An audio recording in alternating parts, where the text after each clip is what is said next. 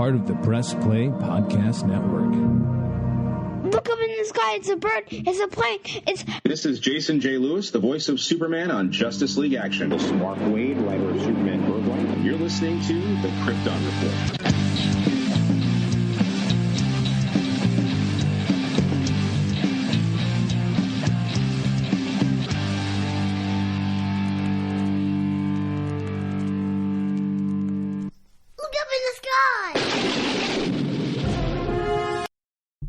Welcome to another exciting episode of Flash Week. And I guess this could be called Reverse Flash Week, because we are going to talk a little bit about Reverse Flash and just evil speedsters in general. We do know, it's not really a spoiler, thanks to the toys, and there hasn't been in the marketing, but we've seen the action figures, both the Spin Master, the McFarlane, and the Pop figure, that there is a character called Dark Flash. We have our theories who and what Dark Flash is, but we're just going to talk about right now, we're not going to speculate there, but just what kind of evil speedsters has our hero faced before. And if you're interested in evil speedsters, hopefully you've watched the 2014 to now ended Amazing Speedster series of The Flash, where we take on every evil speedster ever. And we're going to talk about things. So, without further ado, for every hero, there is their opposite. In case of the Flash, there is the Reverse Flash, or Professor Zoom, or Zoom. I'll explain. Before we kick off Friday to Friday Flash Week, let's reverse and talk about the Flash's deadliest foe. As of this recording, we know is the upcoming Flash movie features the villainous character called Dark Flash. While there have been many evil speedsters, we are not sure where this Dark Flash falls, or if it's an amalgam of characters, which is what we suspect. But the two biggest characters are always Eobard Thawne, the nemesis of Barry Allen, and Hunter Zolomon, the nemesis of Wally West. Now, first of all, I just want to say Zolomon is a crazy cool name. It's kind of like if my brother decided he wanted to name his son Solomon, like us. And since my brother's name is Zach, he stole it and was like, boom, Zolomon. And I would be like, great, it's awesome, you know. Or it also can be kind of lame, like somebody's like, huh, Solomon with a Z, man. Zolomon, check it out. You know, kind of how people like take a name and just change the first letter to try to make it cool. Yeah, we'll just leave it right there. You can kind of figure out what you think. But here are the evil speedsters in no particular order of appearance from the TV show Flash. We have Godspeed, Trajectory, Fast Tracked, Slash, when she was kind of good, but then she became Nega Flash, bad. Red Death, which sucked. The Rival, which was quick. Savitar, poorly underused. Cobalt Blue, Inertia, Reverse Flash / Daniel West, which was not in the TV series, but they kind of cheated and used his suit a little bit, how they got rid of Eobard Thawne. But the Daniel West thing is neat. I'm very surprised that was something they didn't use after Crisis to kind of tweak some things and shake up some things and kind of bring in a new evil speedster. Black Flash / Death, and Johnny Quick. So these are some of the other ones after, of course, Reverse Flash and Zoom. There may be more that I forgot, but the idea is there are a lot of evil speedsters, and we're just kind of mainly touching on the two. Eobard Thawne. Costume is the opposite / the reverse of the original Barry Allen suit. Now, this works very well up until we get to the New 52, where once again artist designs change with the Flash, and soon it gets harder to tell the Flash apart, just like the costume villain. Thawne had a red straight lightning belt around his waist and wings on his boots. During the last part of the New 52 era, known as the DCU, that's YOU, Thawne returned and was given a unique costume that was true to the character, but helped give it a definitive look, because as we talk about, one of the biggest things is the whole Thawne and Zoom, because Eobard Thawne was actually called the Reverse Flash and Professor Zoom, and he was Barry Allen's villain. And then when Crisis hit and we got Hunter Zolomon, who came in and became the evil rival speedster, it's hard to use terms like rival because it's not the rival. He was Wally West's Zoom. Just Zoom. And that made sense until, thank you, Jeff Johns, he brought back Barry Allen, brought back Eobard Thawne, and redefined their relationship, giving us the murder of Nora Allen. And now you had two characters running around in basically the exact same outfit, switch color palette as the hero, the Flash.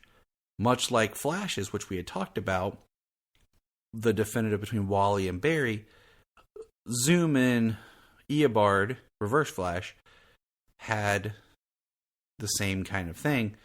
But then you have artists who kind of mix things up and it gets a little bit harder. But let's keep going here. Eobard has been around for almost as long as the Flash. The character was created by John Broome and Carmine Infantino and first appeared in the Flash number 139, September of 1963. Hailing from the 25th century, Thawne was a scientist who became obsessed and idolized Barry Allen and managed to replicate the accident that gave him his powers. However, he was driven insane upon learning he was destined to become the Flash's greatest enemy. Fueled by jealousy and hatred, he became and determined to ruin Barry, the Flash, his life as Reverse Flash. Thawne's powers came from the negative Speed Force, which he then uses to alter time to his own whims. And that's kind of the pre-crisis origin. You know, as Comics Guru Jeff Johns would tweak it, but we'll get there. More is that Thawne worked at the Flash Museum, and there's a great panel in the conclusion of Josh Williamson's Rebirth run that highlights this, how he earned his nickname Professor Zoom. There it is, Professor Zoom, the Reverse Flash. I personally just like to use Reverse Flash. For Thawne, I like to drop the Professor Zoom. And right now, I look at his mission and more of the post-crisis story. The Flash TV series has really been able to kind of merge the two, and even more as the comics have gone forward, they've been able to kind of merge the two with why Thawne was already obsessed and with Barry, and then eventually is so obsessed that he wants to become Barry and look like Barry, and then decides to alter Barry's history. Eobard Thawne had found a time capsule in the 21st century containing a costume of the Flash, and with a tachyon device amplified the suit's speed energy, giving himself speed abilities. He would reverse the colors of the costume and take on the moniker Professor Zoom, the Reverse Flash, and went on a crime spree. However, the time capsule also contained an atomic clock, which, due to the effects of time travel, altered in an atomic bomb. To prevent its detonation, the Flash pursued and defeated Zoom, hoping he knew where the clock was, but he did not.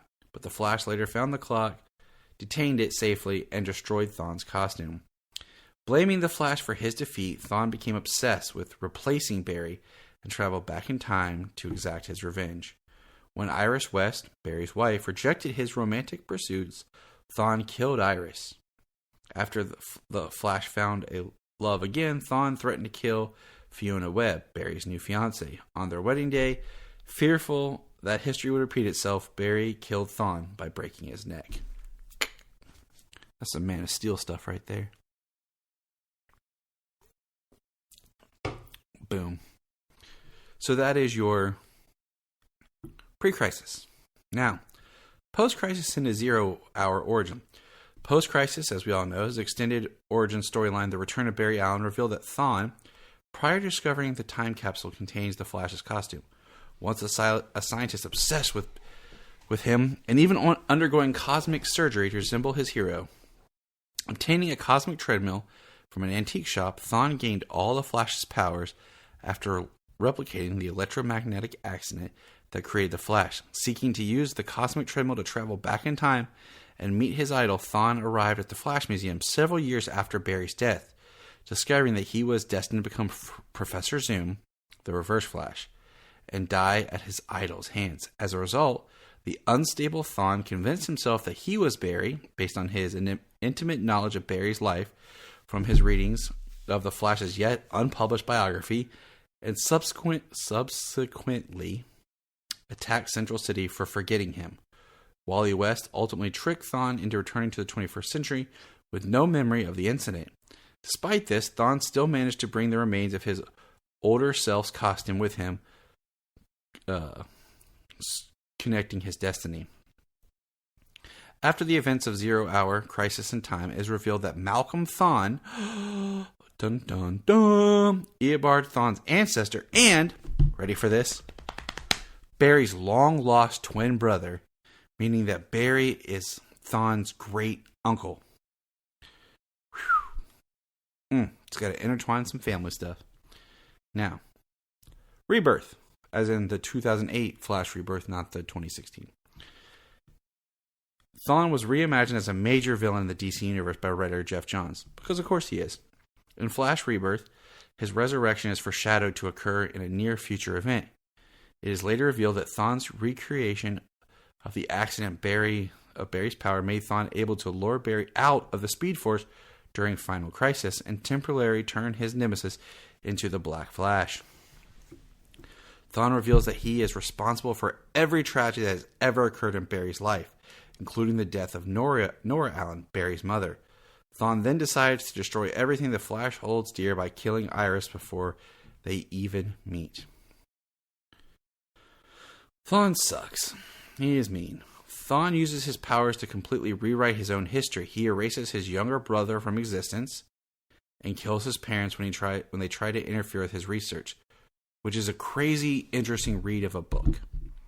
Thawne later falls in love with a reporter who had been hired to interview him. Thus, his future self wipes all the reporter's romantic interest from existence. After finding out this would be love, interest did not return his affection. Thawne's future self traumatized the reporter as a child, causing the woman to be mute and institutionalized so they never meet each other. He later had his younger self find the time capsule containing Barry's costume to make himself the Flash of the 21st century. He sheds a tear as his altered past self runs past him while saying, "It won't last long. You will never find love. You will never be the Flash. Barry Allen destroyed my future. It's time to destroy his." In the 2011 Flashpoint storyline, a new timeline is created through the alteration of history. The Reverse Flash reveals that his body is permanently connected to the Speed Force. He was unable to alter Barry's transformation into the Flash. However, that would definitely erase him from existence. Instead, Thawne decides to ruin Barry's life during his childhood, killing his mother, Nora. Thawne later reveals that the Flashpoint timeline was thus created by Barry when Barry went back to stop Reverse Flash from killing Nora. After Thawne is killed by this reality's Batman, which is Thomas Wayne, with a sword stabbed through his chest, the Flash travels back in time to stop Barry's younger self from altering history. But instead, under Pandora with Dr. Manhattan's manipulation, a third timeline is created, calling itself the New 52. Some crazy stuff, right, everybody? Crazy stuff. In the New 52 reboot of DC's continuity, Thawne's origin is, once again, re-established, hailing from the central city of the 21st century. Devoted to the Flash as a child, Thawne witnessed his father murder his mother and subsequently get arrested. One day, he is struck by lightning and gains the ability to control the flow of time around him, making it appear as if he is moving at superhuman speeds, believing himself to be chosen by the Speed Force as the Flash's replacement. Thawne dons a costume similar to his heroes and begins to terrorize the Gem City as Zoom, demanding its citizens accept him as king. However, he is enraged when people rebel against him in the Flash's name. Jealous and bitter that the Flash is worshipped and loved by the people despite their similar powers, Thawne uses Rip Hunter's notes to travel back in time, where he starts recruiting 4 individuals touched by the lightning, or Speed Force, across history after saving them from situations he himself put them into under the false pretense that he requires their help to vanish the evil menace of the Flash. Thawne then makes the acquaintance with Henry Allen, Barry's father, funding Henry's research lab. But when Henry refuses to help him with an unknown case, Thawne subsequently murders Nora to make Barry endure and give them both an equal start, and forces Henry to take the blame for his deed. with the threat of Barry's life.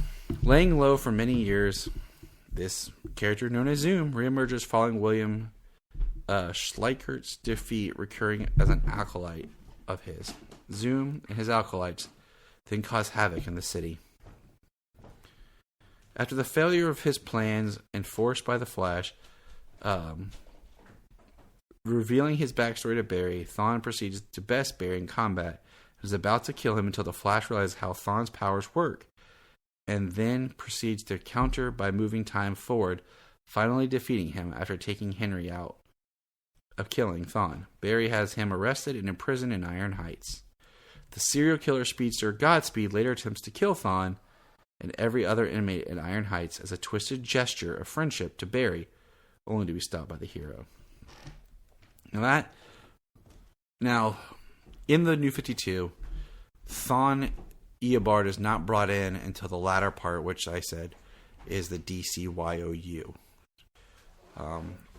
Until then, we had a Reverse Flash, which was the Daniel West version, and we won't dig too deep into that, but that's really how we end up getting Wallace / Ace into the equation, is through the Daniel West character. Now, in the DC Rebirth launch of 2016, Thawne's powers are retconned back to the negative Speed Force. Because guess who wrote this? I gave you one guess. I'll even let Jania guess, and I bet she can get it because she's sitting next to me. It was Jeff Johns. His origin is reversed to be closer to his pre-Flashpoint 1, with some differences and an alternative motive, and the Reverse Flash mantle is returned to him now as his primary moniker. In spite of these retcons, his New 52 history is shown to have somehow still occurred to some extent. Once again, it's pick and choose. An only child when his parents died in an accident, Eobard Thawne grew up obsessed with the Flash. After finding a time capsule with a Speedster's costume, he uses traces of the Speed Force in it to turn himself into a Flash. Due to a lack of threats in the 21st century, Thawne creates his own by endangering people before saving them. He is overjoyed when Barry Allen travels to the time and teaches him some new tricks, but he is found out. After Barry defeats him and has him arrested, Thawne promises to rehabilitate himself. To that end, undergoing therapy and becoming a professor, he eventually becomes a curator of the Flash Museum, seeking to show Barry how much he's changed and become his partner. Thawne travels to the past, however, he is enraged after witnessing Barry give Wally West a talk on how every second is a gift. This is very similar to the same speech that Barry gave to Thawne, because, we can't ever repeat ourselves and give people similar motivational talks. Still seeking to spend time with the Flash and be his friend, Thawne becomes the Reverse Flash, vowing to make Barry's life a living hell until he learns to make time for him. What a selfish person.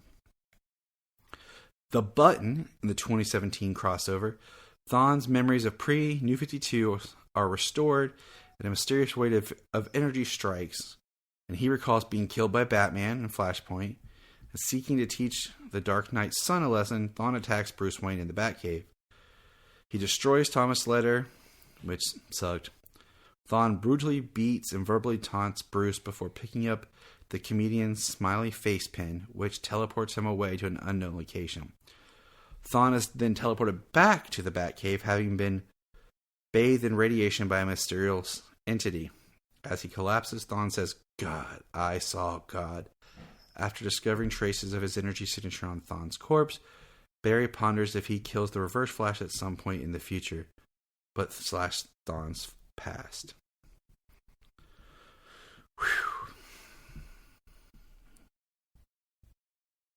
So, let's see. As the story goes, Barry reveals himself to Iris. We have the Flashpoint timeline cross. And then later, a lot of the story gets pulled in. And Williams does an amazing job in the book.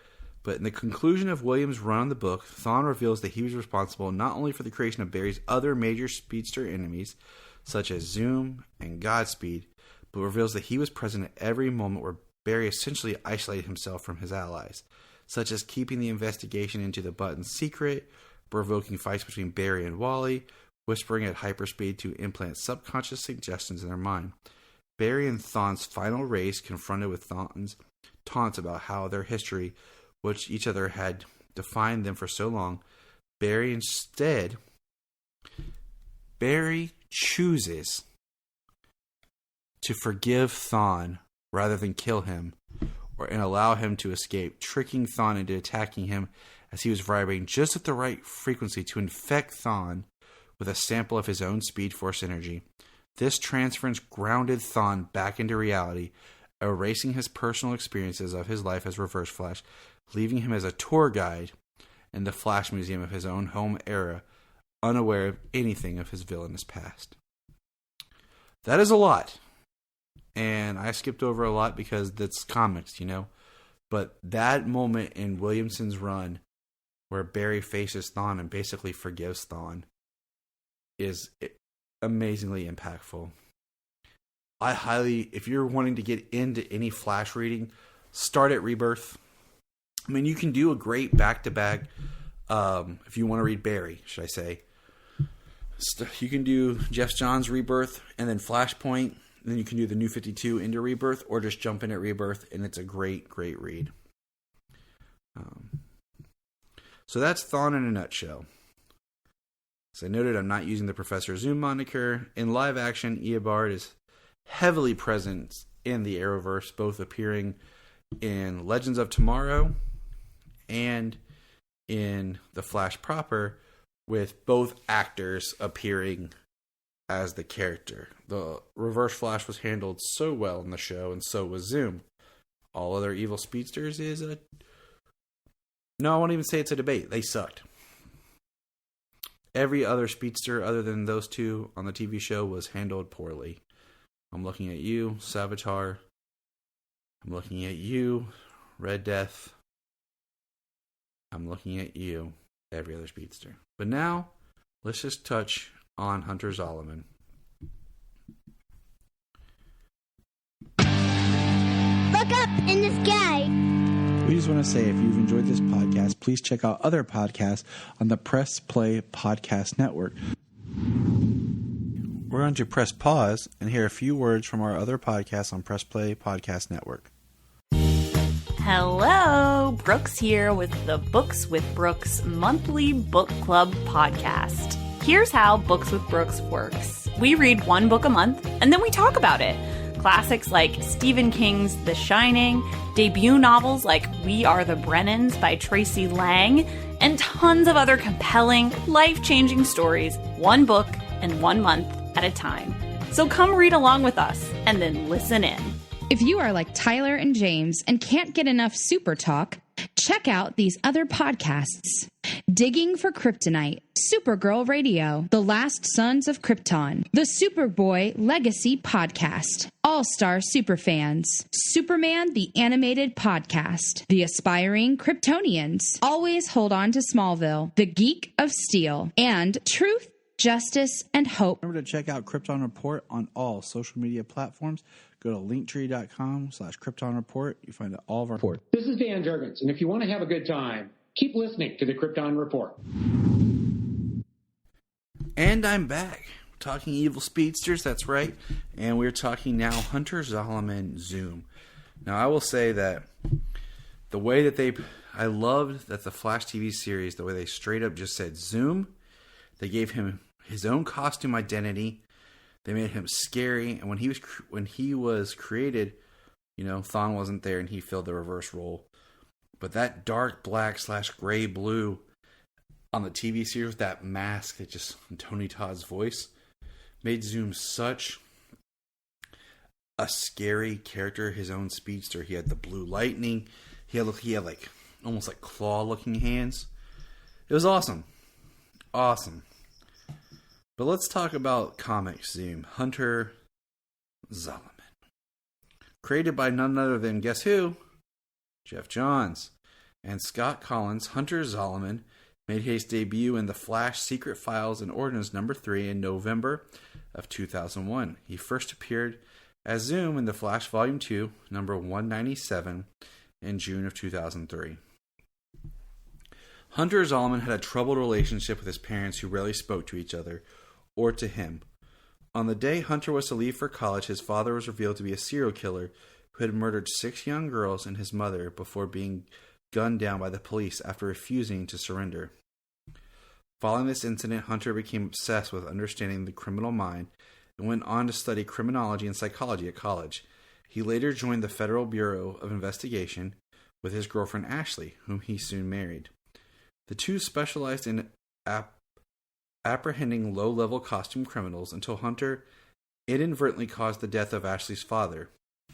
Hunter had mistakenly believed that a criminal they were after, the Clown, was incapable of using a gun. The case also left him with a damaged knee, forcing him to use a cane to walk.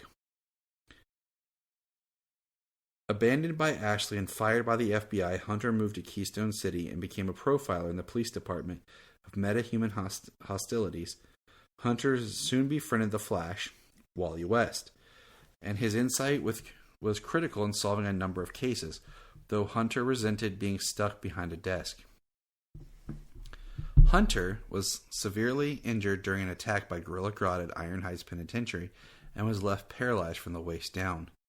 He begged Wally West to use the time-traveling cosmic treadmill in the Flash Museum to prevent the series of tragedies in his life from occurring, but Wally refused, not wanting to risk damaging the time stream. Yeah, he's not Barry. Willy-nilly with time? Wally knows what's up. And thus shattering their friendship. Hunter then broke into the museum and attempted to use the cosmic treadmill himself.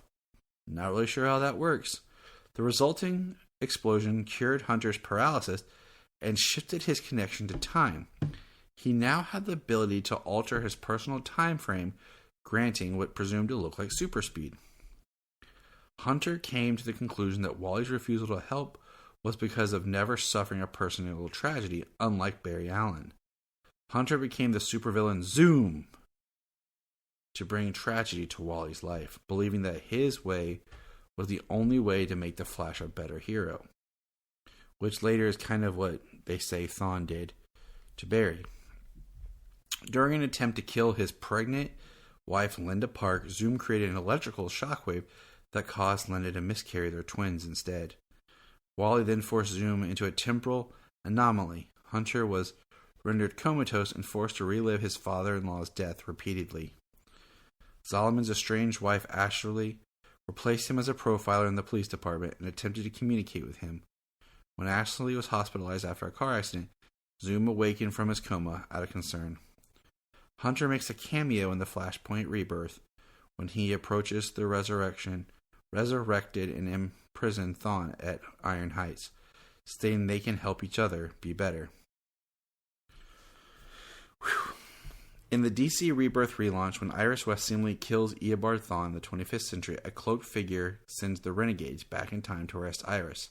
The hooded man is then revealed to be Zolomon, proclaiming that the only way to make the Flash better heroes is to pit them in a war, where he'll experience tragedy. Zolomon muses that he sees Wally as the true Flash, reflecting that Barry's ability to accept death is the crucial difference between Barry and Wally, as the Flash, feeling that Wally goes into situations determined to survive, and that's the difference, is that he planned to provoke them to the Flash War. The biggest thing is later revealed that Thawne brought Zolomon into the 25th century as part of Zolomon's prior suggestion of Flash Rebirth, that they could help each other be better, the two manipulating the Renegades and agreeing on the need for the Flash to take a different approach. But they soon part ways because Thawne felt that in the end, Zolomon still had faith the Flashes could be what he imagined them to be, whereas Thawne had given up the idea. After Thawne's death, Zolomon finally concedes to Thawne's idea, returning his appearance as Zoom and proclaiming that he will provoke the Flashes to war. One of the biggest outcomes of this whole thing is to find out that Barry shows Hunter a memory fragment in the Forever Force, explaining that he investigated Hunter's case on Ashley's father, discovering that Thawne had planted the gun and was part of the murder and was the one that shot from the Clown Thus, Thawne created Hunter Zolomon, Zoom, as well.